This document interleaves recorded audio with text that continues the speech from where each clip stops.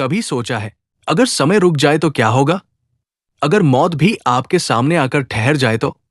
और अगर कोई ऐसा हो जो समय का भी स्वामी हो, जो जन्म और मृत्यु दोनों को नियंत्रित करता हो, तो वो कोई और नहीं, स्वयं महाकाल है। आज हम आपको ले चलेंगे एक ऐसी यात्रा पर जहां आस्था है, रहस्य है और एक ऐसी सच्चाई जो आपकी सोच बदल देगी। ये कहानी है महाकालेश्वर मंदिर की। उज्जैन, समय की नगरी, भारत की पवित्र भूमि पर एक शहर है उज्जैन। ये सिर्फ एक शहर नहीं, ये वो स्थान है जहां समय की गणना शुरू हुई।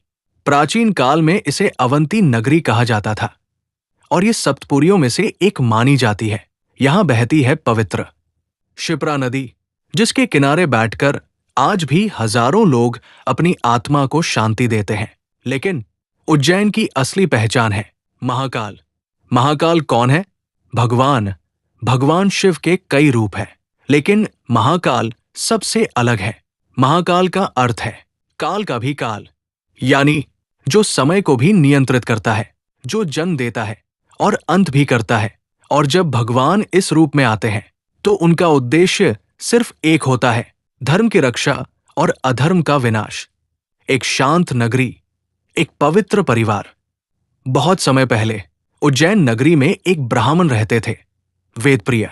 वो बहुत ही साधारण थे, लेकिन उनकी भक्ति असाधारण थी।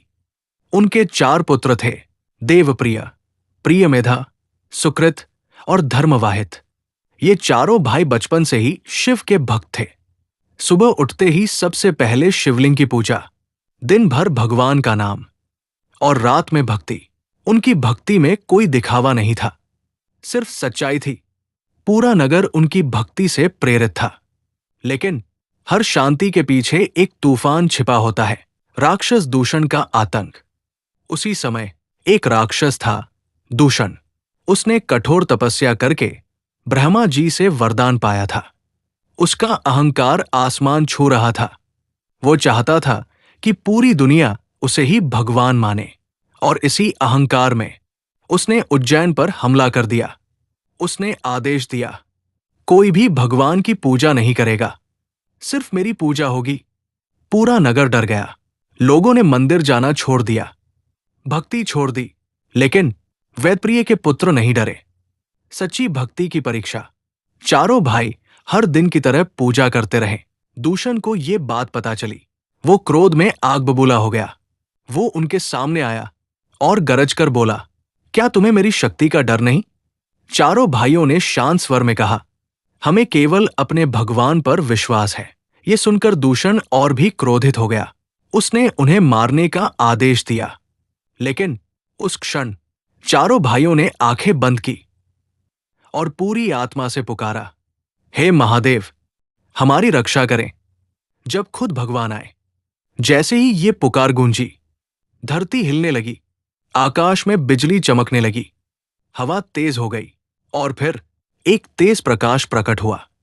उस प्रकाश से प्रकट हुए स्वयं भगवान शिव। लेकिन इस बार उनका रूप शांत नहीं था। वो थे महाकाल। उनकी आंखों में अग्नि थी, उनके स्वर में प्रलय। उन्होंने दूषण को देखा और एक ही क्षण में उसका अंत कर दिया। भक्तों का प्रेम, भगवान का वचन। जब सब शांत हुआ, चारों भाइयों की आंखों में आंसू थे। उन्होंने भगवान से कहा, हे प्रभु, कृपया यहीं निवास करें। भगवान उनकी भक्ति से प्रसन्न हुए। उन्होंने कहा, मैं यहां सदैव महाकाल के रूप में रहूंगा। और उसी क्षण वो ज्योतिर्लिंग में समा गए और इस तरह प्रकट हुआ महाकालेश्वर ज्योतिर्लिंग। 12 ज्योतिर्लिंगों में विशेषता। भारत में 12 ज्योतिर्लिंग हैं, लेकिन महाकालेश्वर सबसे खास है क्योंकि ये एकमात्र दक्षिणमुखी ज्योतिर्लिंग है। यहां भगवान जागृत अवस्था में माने जाते हैं और कहा जाता है, यहां मांगी गई सच्ची मन्नत कभी खाली नहीं जाती। भस्म आरती, मृत्यु का संदेश। महाकाल मंदिर की सबसे अद्भुत परंपरा है भस्म आरती। हर सुबह 4 बजे भगवान महाकाल का श्रृंगार होता है, लेकिन फूलों से नहीं, श्मशान की भस्म से। ये भस्म हमें एक सच्चाई याद दिलाती है, एक दिन सब कुछ राख बन जाएगा। ये सिर्फ पूजा नहीं, ये जीवन का सबसे बड़ा संदेश है। मंदिर का रहस्य और ऊर्जा। मंदिर 5 मंजिला है। गर्भगृह में महाकाल विराजमान है। यहाँ का वातावरण इतना शक्तिशाली है कि हर भक्त कुछ अलग महसूस करता है। कुछ लोग रोने लगते हैं, कुछ को शांति मिलती है, जैसे कोई अदृश्य शक्ति उन्हें छू रही हो। उज्जैन का कुंभ और महाकाल। उज्जैन में हर 12 साल में सिंहस्थ कुंभ मेला लगता है। ये दुनिया का सबसे बड़ा धार्मिक आयोजन है। लाखों लोग यहाँ आते हैं महाकाल के दर्शन के लिए। आज का महाकाल मंदिर, आज भी लाखों लोग हर साल यहाँ आते हैं। कोई दुख लेकर आता है, कोई उम्मीद लेकर,